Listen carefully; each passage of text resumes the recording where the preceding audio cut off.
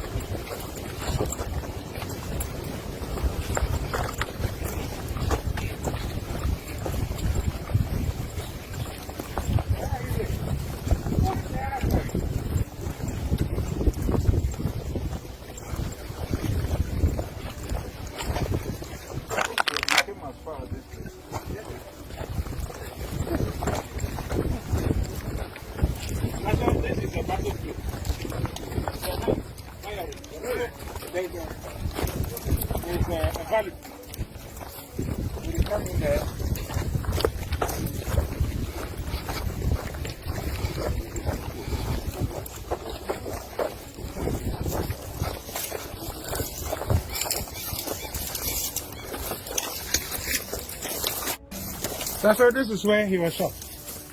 He was shot here. Now the people fired. They fired from here. Wait, stop there.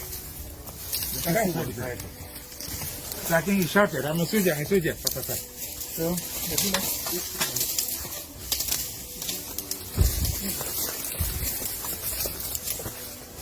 So before they shot him, he saw the people. He saw the people. He shouted, I'm a soldier.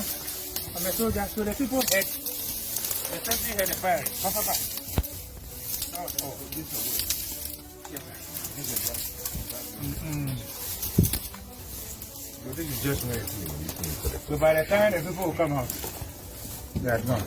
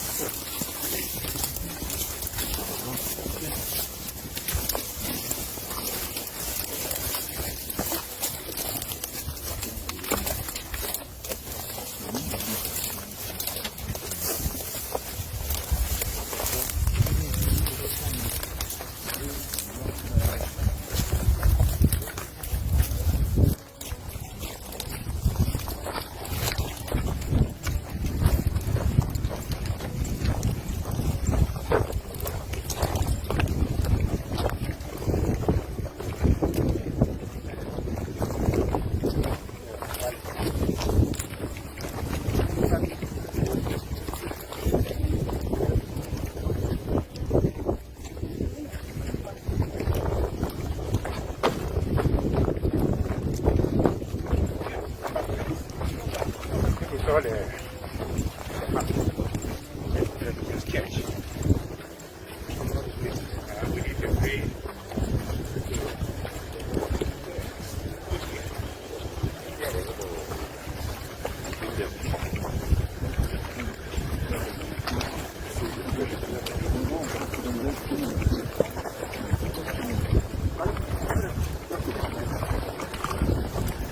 Hurry up, man.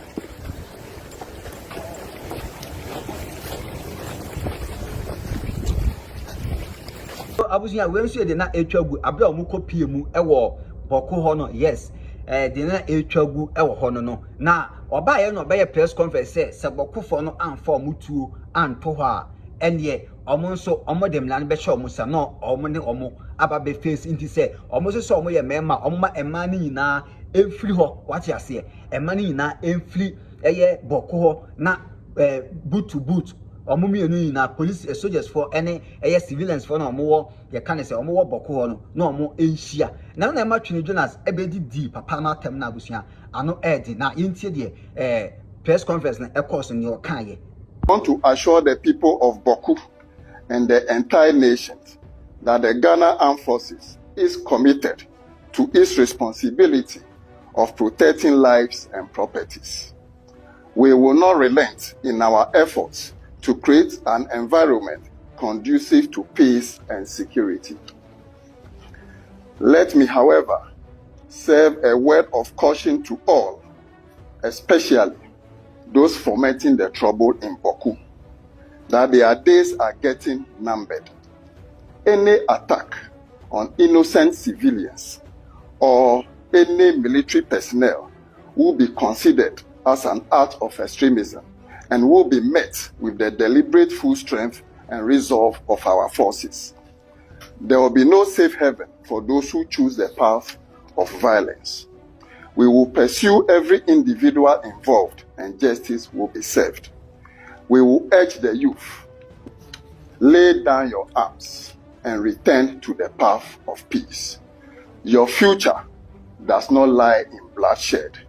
but in building, learning, and growing your country. I'm chief of staff and all Kasano, Omuko inspection e ba ye no, and on so a strong one, a ma boko for no abusia. Na sa in some way na Twene Jonas. Chire mu a asem na papa ne kan de abusuan one ne nya adwene wate ase onim se Twene Jonas de ye na ye ko ha se ya na ba beje ha se wate ase enti Twene Jonas e de firemet ene superment e de ama papa no a okasa no ami chief of staff no Twene Jonas ono so aba be fire no ye ntie ndisi fu ba ya mu so start jimi eno an de mbe wi opposition enti wo ba na wo power ne ye kanyansa kire wa no afanyansa no memetie yi dia ade enye no meka kire wo se ade na wo ye na nye so ati ase to say ai Ghana nyina ye te ho dwoma ma kwase yampanyini etimi use power semi kutu chief justice but Boku ni tani aboa ina hu fi a ono no te Boku akum nipa nam ho ase aku police ni enam ho ontimi use power me enkoche Boku ni no enti se wagimi se ya next time when enkoto abama kwase yampanyini sa so enti mujimi no na ama ayema mulusu election no mujimi no enti tani aboa no nam Boku no ye ntimi nkoche no ya mana kum nipa na mo free enno armed forces for mo nimse yohunu aboa no abe pa kurom ho afo achew so be mo adwuma ama maba be ye omo ho adwuma na Ghana military soldier for enkwasiafo soldier ni emma ma talk na mo nso maba mo mema speech say engofo ya de omo agina hai omo ne ku police for Boku enti yakochi omo mu nie na armed forces panyini kwasiam panyini ko jimi Ghana soldier for Ghana military nkwasiafo agimi for monso mudi yohono jimi fo na chi ebe ma won ya bra kwasia joma ma na jimi a mo ambetimi akoboku boma joma ma ne so ya boa kwasia wo jimi a o mo am de mpebetimi akoboku no makọ buru kromo fo nyina agito bi afi obi ansem na machi nipa bonefo na omuku police fo no na machi omo de omo ba abere abegina court anam de omo kogu prison anam ma bo mutu aku omo na afi ma begina ho ambe ma speech say nipa na yakoku omo ana nipa yakochi omo no wa wundim na ade okwasia ebe ba den akokum nipa free bio no won so the same thing e ba ye da bi magimi na ma begina ho ye mfan bokofo ni ni agro na wa obegimi oboko no obe sell property so ma sell property na bi ko jimi enti ko na ko chi omo nya fe na wo de kwase abe ma after soja fo ni na mu ni twaase ne makomako achimifo mu soja ni panyin no wa pantan wo hwene se butawate ko jimi sa na ye soja adwuma obi akum nipa kan kokunu bi na je jimi no ugina ho ye dan do mama ne kwase a ade enti na mo nso mu di na chi so mu jimi obi akum nipa emra be na ga wo Ghana constitution se nipa na wakum nipa ne ma ne wone emra wo constitution nim se de wakum nipa ne yekokoche no anase yekokokuni bi jimi toyomo ko nware ko muwa ko jimi enti mu jimi se na se atam no so ne yade mu ko opposition nyame na okobom paye se nyame fa omera bi wo ya boa power no wo ho fa power ne ya adwuma a wo se wajimi on kwasiade power ni kura fa power ni ye adwuma wo si wajimi enti no wajimi a wan nko fa aba enkoto aba ma criminal boko ne hufi eye kasoa na obi akokum ni pankan forces for mo hwe ase fi nkumatu helicopter fa beguo ne ebe chi ni pakro eye nkran na obi akum ni pa nkam ho afiafin mo abdu ho eye kumasi aboku ni tani aboa kurase boku akura we yase boku akura we yase Ghana soja fo amuguo nyina woni na mbema mafam kwasi yantisi kuro no na mo kwashate kuro ni down na mo nyi obi atu ofiri ni sem na mo nya jimi no na mo nkyere mo se woni obi wa asase problem anani obi wa manso a woni rice obeji di pankwa na Ghana no you are the ones who protect lives and the ode ni mrabehye ni sem bekum ni yonko nipa no money ni bewu simple musima jimi odi ya ba me hu se mo ne kwasi abetena be kasa biu kwasi amu be kasa mu make sure say you have gotten the job done achimifo asiafo ye ti o man mu dwomama kwasi ampanyini wote wo de ade be ma nipa abu ne say we ye mampanyini a wapen so obi nkum nipa nkofiri ba so obi timi kum nipa no okofiri no ne na mo a echese wa fail as a leader. What fairly the security of the nation? What fairly be ya? Entertaining kwasi ampanyina ne ufin wote boko no edi enti na muntimi nko na munko nkochi omu nyina na mukogwa omu na munchi omu nyansa da bi magimigimi nkwasi afo ntimu yese na mko opposition hwan na de mko ye eye mujimi na de mko ye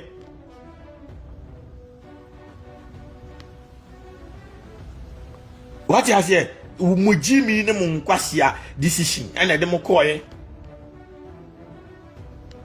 obi di bone okuma ase a ba beche no obi di wone wo nkran ba beche no but obi ti boku kwasi ampanyini bi ti boku wura mu hodi a onyimi nya de ope ye ntimi nkonkoche no na munyimi adwoma ma wonye kwasi ana ade ade na wajimi se ya sa no hwan na nkofa wa ban ni serious bio wajimi se ya hwan because boku ni no Ghana hwa no te okum ni pani wi a de ba be sleep ma ase ofiri obekọ tamale ode bekọ wa ode bekọ borega ode bedru nkran enti adenti ne yenko ende sa group ne ketua bi no ye endi om quick before say om beti atisi atre wo man na fe soja fo ni nyina ntimi handle because police fo no ko no sa group ketua no man ntimi handle ye tutu obo IGP ne kam anki yiku no no dwane free kuro no enti sa IGP atutu abo ne kam om tutu ni nyina nka so maku om dadaada am forces fo jimi fo o sen kuma ku om free wi ase dadaada him fan na ogan ewo wi ase a utimi tutu obo police kam nanti wi ase bio him fan na wo wi ase mo nche mba bi kro be na wo wi ase a obi betimi attempt so oku police panyini na oda so na wi ase anya dwomama aboa no nko a him fan na betimi asi anya dwomama kwase ya no nko a him fan na betimi asi him fa wo no ma pretend say ai omunim ye koso oboko no mo afiafin o ma pretend yo ti say na anu mo ye campaign mo ba ye be ma akuafo 60 million cocoa bag mo beduru ya CEO cocoa board CEO akotena o da akuafo say ai mo ntimi fasika na ma wo because akufo do wi esika ni na akọ jimi mo nim se mo ntimi a edi ntram ko ka kire mo se mo ba mo be ma mo 60 million etika wo ko ye no unim nyansa eno mamu ayede nti wo de sister ni ntimi monye 40 ba nko kase de Akufo-Addo de to ye na ehwa ne beda because see an mo bae no o ma wie sika no de ko Jimmy Toyomo ye mu o man sa wo ye sa obi anim so nka no kre entima ba no na nkama ye den matum kakra bi ma kire o se afi ni ma ba mototo no ma enti nyame ya adoma bi kokoko no broni ni be fa ne be 80 million se 100 million na ma ban no asisi akuani na ma ne 30 million enti mu nim se anti na mo se mo ba mbema ne se mo be mo 60 million enti ma ba no nya afi na mo se ba be da mo se mu ntimi nya ho hwe koko bo CEO kwase ampanyi ni hu fi ate Jimmy asema awuka no sa no ma we ya na de mu ko position no tron no eno ya de mu ko position untime nya ade anko kase obetima ye mo ba mo se mo ba mo be stop galamsey se si a galamsey na mo nyina mo NDC fo na mo ye ne kese mo NDC fo na mo de mo ho agima mo ye galamsey ne kese enti sa no next time no abato ni duru ahwan na emeka nkire Ghana fo se ye nto abama mo bare mo baaye no ena mo make sure say ma stop galamsey no ena ma chi obia ena afi no Ghana no excavator bia into galamsey wo ho a eno no obia betimi adi mo ho adanse da bi ma jimi mo ho afiafin enkwasiafo mo nya adwuma ni ye so anti eno ma say ena ma mo ko position no Akufo-Addo no mo downfall yi levy a mo di wia Ghana fo ene no ma omo ya Ghana fo mpa ye complain amuti omo fi obia ba time ne so ye no kurometie ne kire power no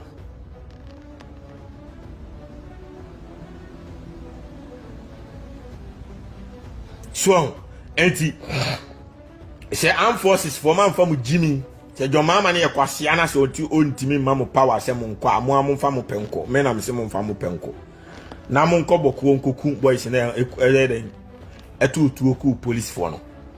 nku omo na mo mfa omo bufunu ni mu fo mo oboko na mo nka kire bokofo ni nyina se maba abekum nipa bonefo mo tukum police for no ti wa ye be man osukoku obi ni ehwe simple ma set nice example ti do ye be man okoku obi an ma bonitu akuni bi simple asem ani ho na fe no magigi tu obi a okuro no simple ma kire mo se Kumase do ma hene ni Asante hene kontokwa obi ankum nipa ho na ma kire nkran okọ nkran alanga do mo ye ho obi ankum nipa nkufu nsase ntokwa wo so anopeto nyi obi ade kokot waje ase obi ade kokot obi ankum nipa ti mun ko na mun koku o nya sa me baba fire soldier fo no obi antimi nkasa mun nyina mun nya obi a o memani so a Ghana ami mun nya obi a o memani so a ti mun nimna man fa mu Jimmy anko na man ko bo nipa bonefo ni tu a anku o mo anase man ko chi o mo a soldier adwuma no mo ye ne style ben no Jimmy for your job is to make sure you protect the lives of the people and the properties. The only way I'll be protecting the life when they say nipa boni ni an watutu akum nipa no waboni tu akuna next time saman no entimi meku obi foforo ba se o jaa no mane na nama obesa ku another police because you ho no aboa no ko ye no mututu ni bo ni kam no no mo pena ku no ba e bulletproof ntonya kwan dwane o dwane wi no anya no muku ni soldier ni police for nkra no but se o mo tutu ni bo ni kam no wo free reinforcement no mo hunting ni pakro tutu ni ku na enka hwan na ko tutu no aku police for do no enti se mo sima Jimmy na mo tuo na etuo ni kurokura mo na mama nipa boni ni ti kuro no mu kumo abra mo ambetimi agange apatimu apokokum nipa boni ni afiri wi ase no mo ti won ma Jimmy na mo ntimi nkokum nipa boni ni no na won na mbema mo ye mo mo ni twa ase Ghana Armed Forces mo ni yohono nyina mo ye moa kwasiafo mienu Ghana police Ghana soldiers mo mpanifo no omo ye moa jomama kwasia mpanyin no menim deal a won bokofo moa no sa man policefo ni kosi asefo nknaman we omo ntena wi ase nkum nipa free omo ntena wi ase nkum nipa free na ni ai Ghana ni a ono no aye different tribe di okum nipa mo ho afiafin ni de ne kokot ni abefa no ni de ne ko ba man polisi ni ene tanin kwasiafo mienu kosi asefo ni man policefo anuafo group baako omo kontokwa mo kum ntokwa die ntina mo kwa kuku police ni why the man right say utimi ku police nya dwo mama na e kwasia nka hwan ene ma right say utim ne mra show nsem se maku police ni ekɔ free etebɔkɔ sen brage ena maku police ni police for ni obia omo ba be ku omo na Ghana Armed Forces edichimi gina ho ma warning muni twa asere akufo ado time no na wonyimi ti say dwomama even though say no wagime no oyi sojafo no omo kɔ ehemfa omo kɔ ehemfa baby ayekun Mahama soja ni a musi na bo ku no o maye chi kuromu ofo nyina be sin ko ra court what you say o no nyimi ti say onye kwasea ti say John Mahama jimifo no o maye then because obi a criminal unya no wi ase omo a mu dwane nyina ya soja fo ni police fo no anti omo ko fo omo nyina omo megina anya maf say oh ekrowe aku ai soja ni enti ye ma warning wa unim na beku soja ni bio no tabi it's not a joke except set example na kurumu obi a hu say yes untimi pray with law enforcement officer da bi majiminti mu ho afiafin Mahama ne yakwase anti untimi control mu ye na mo nso majimi mu ntimi family na nhye mu nsem na mo protect mo a mo ho majiminti obi akum koli ese by na nkuma kum nipa be 100 oboko e de akire mo nyansa da bi majimi tuo ni kura mo uniform ni kura mo fa so obi ani mo so ese by na mo bawura boko mo yi obi a afiri ni dem pay afi obi wo next time no police ni na mo ha ono ani papa ne wo fa be friend he wonnim na wo be police ni na me so mu a ensifie medidi biew mo kum nipa be ayi e wo boko na mo de akire mo nyansa da bi majimi mo ho afiafin majiminti moti wona mo ma tani kwase ampanyini se wono value ni pankwa no makuno next time ni nua te wo be value ni pankwa mo kunu ni nua nanim enti obi anko atoto oboko no soja ni kwase a wo de mam wenya first and last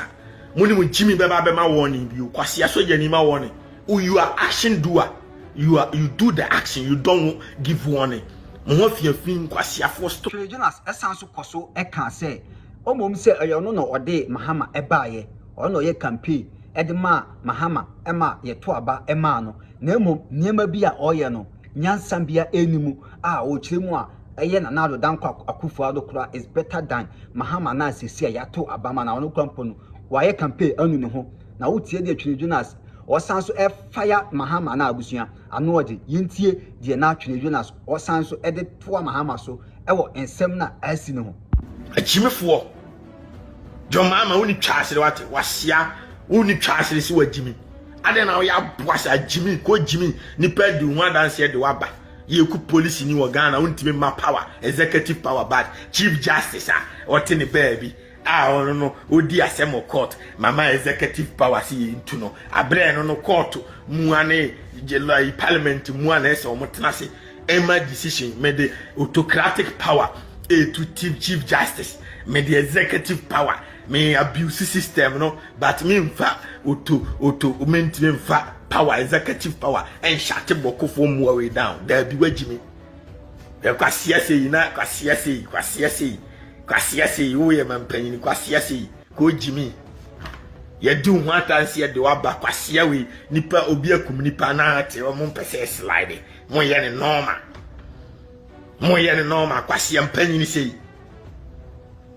And next time no boku ni na amajano no obeba beku this oba beku inos ombekum ni party senko ma because majimi I know I'm a fair boy back one say me say omne ko school techiman me ka kire wo say me nyina na ko school boy back me friend was me ni di nkomo o si atuo na ekuru amonom di kum ni pa no omo ne bokro no bo enna omko na no omko robbery adwadifo omo free ayaji a omo ba omuji omusika nyina wa usika egu mobile money wa fa amoma no mabotu aku ba e ba sa anya John Mahama ne yeku no yenku na busuani o yeku individual nti enye na ho amfa no ho ba moye no makogigi tuo na odi tuo be na ekokro no bo no eye moye no magigi tuo na nti mu magimi na mu ntimi nkonkogigi tuo mfiri muwa we nsem no magya mo so mu nkum innocent people na amamuo be na mubu na soja ni kwase abegina e juma amudi tuo ni di no dwuma mo de tuo ni de no om de kɔ om de mankofo na om asosan ya kronfo because om nya adwuma bi papa bi abɔkɔ ti om de gina kwan mu oyaji maamefo na eba free nkran ni kuma ase be di dwa no na om robo om wa tebu kwan mu amanten yaji kwan mu om froka na om afiri bɔkɔ na om abegu ai om aba be robo wia na om asan froka akɔ de om ya no om de tuo ni ya because police fo no esuro om mu nyina om cause yo na boa ne say ma police bi ni bi anhye uniform wo kronom enti mantam wo nyina police ni bi ani ho enti eno an say om ye de om pe no om hwie ni pasa wo dan na dem an om de tuo na besi so no ma je ho no ma nyina de om ye no na ye wo amforces fo mwa mugu kronom a mugi pay faso ni mu so mutime ko labor no eco peacekeeping ko save obi country muko save labor no broni tani kwasia broni a wonye correct broni muko save ni kuro ba mo munku kuro de muntimi save muntimi protect mu kuro mo ye kwasia fo one forces fo mu ni twa asere mako mo ne dwoma ma kwasia ni nyina mo ye moa stop people osi boy ba ko a no emfaso bia ni so enne behwe age nice car bi no dem oboko because o makobo robbery no manya iska. Oh, because I'm two of the robbing me back. One, and I'm Jimmy O'Cronin because Penny be any police in your soldier in your because my money are poor. And so don't get me wrong, 5 months ago, no Munti me because I could forward and I was so damn pardon I was wait to make Jimmy. Damn pardon I was so Miss Ubet to make Jimmy. Obey me a coon. Obey me a coon to me. Me suma obi ewo information center so nkoya de oboko mame o ka kire me say Akufo-Addo akampo mo dem corona time and so jomama kwasia iba e omu kum nipa kofri omu tatam no mu kum nipa wo corona nti Akufo-Addo mo hyedam o si wa be pie no wo yengwao nti police fu asarande boku kuro ni nyina o kotre ba kuro ntimi pie but o kwasia mpanyina wagimi nti we police fu ni nyina firi kuro no because wagimi ena o mu di bone kwasia ekuro ben na o wiase a enye police fu no hweso o wiase ekuro ben ena o wiase anya soldier fu ni police ena maintain peace nti boku obi fie si wo mutimi twaja tum free because police ni ho mranya adwuma okuro no because of mahama kwasia mpanyina nti because of Mahama ko Jimmy nti na aboa we time so ne the NDC ko opposition now to na begina say na Twene Jonas mpe Mahama asem wa Jimmy no power ni kura power ni adwuma onkan power ni nya adwuma oboko akura na se wa we ya boa ti dia me chiro no we ya boa. Criminal can never survive anywhere in the world. John Mahama kwasia no nko na Jimmy or pretend say criminal can live. Enti soja fo no kwasiafo mo fam Jimmy emfa mena hye mo nsam enkona mo kwachi criminals ni nyina emfa mena TV so ne ehu se mo ye adwuma nyasa me hye that the warm up abram this week saa no stop mo ne Mahama kwasia ni nyina Ghana Armed Forces kwasiafo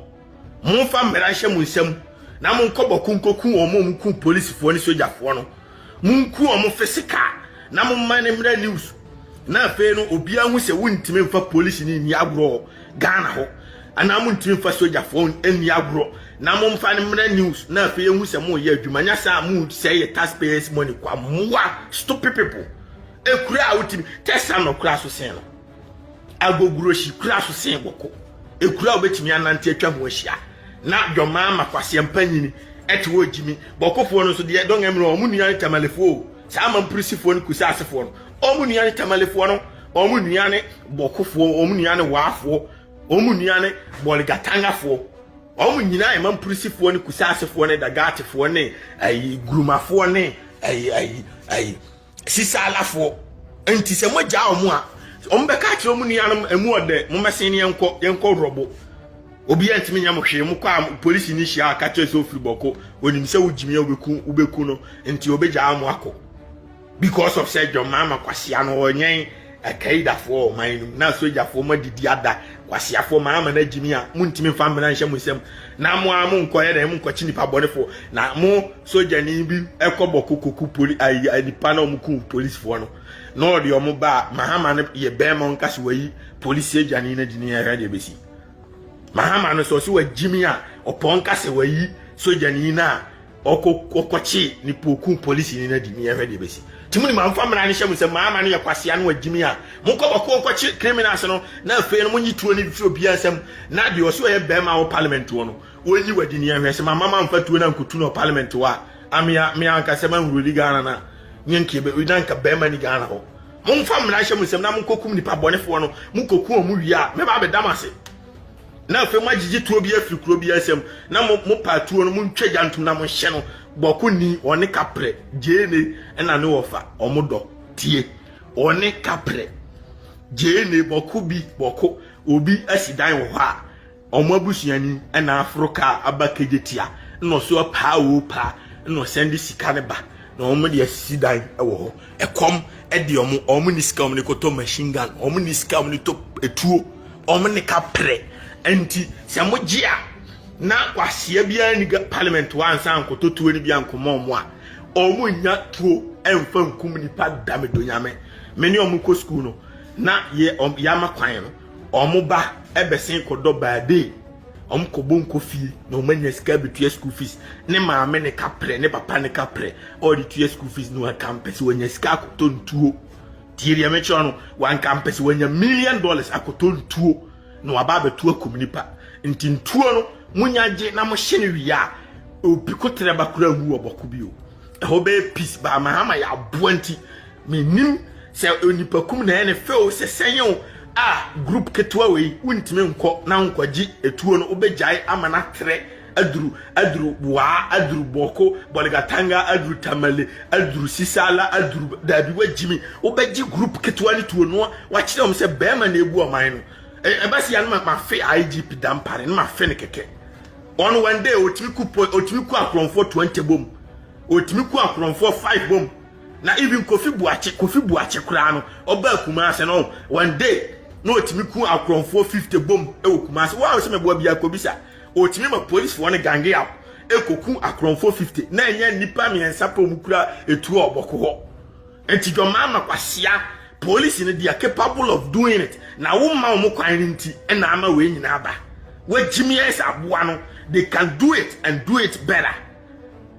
That boku for Jimmy for manafun say say aboku nye save back say because of say mpanifo na ja omo so omo nya de ompe.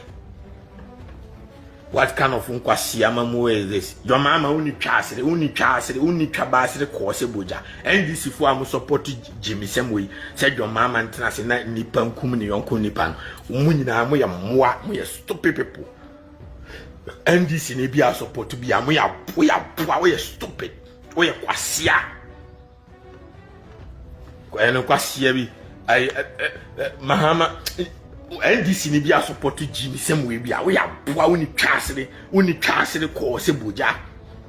dia forces for mo afiafi mfam Jimmy nkokro mo nkwa gigi tuo ni nyina hye no na mo obi obejimi bia na oku no physical me support mo se akof ba Mahama na si on support mo a na obejimi amema mo di tuo na ko hakutu no na me ama ma be kikin awuli kro no ma be ya announcement wa ye be ma kukutre kra wo kro no why be ma kukutre me ba be ku papa ku ma me aguso next time no obesua nyansa